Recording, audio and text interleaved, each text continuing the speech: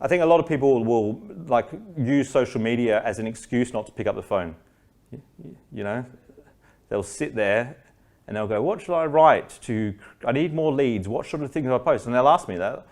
She says, Nathaniel, I've got an event in 2 weeks. And she said, I've only sold 4 out of 20 tickets. What do you recommend I should do on LinkedIn to sell the other 16?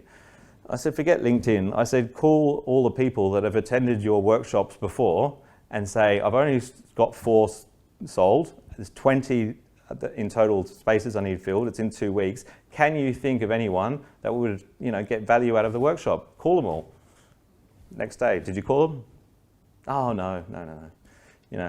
Happy to create a post on LinkedIn where you don't have to speak to anyone, but won't pick up the phone. So if you think you might be using social media as an excuse, my suggestion is to get off it and to start picking up the telephone. In fact, I think it's funny because telemarketing has become less effective, right?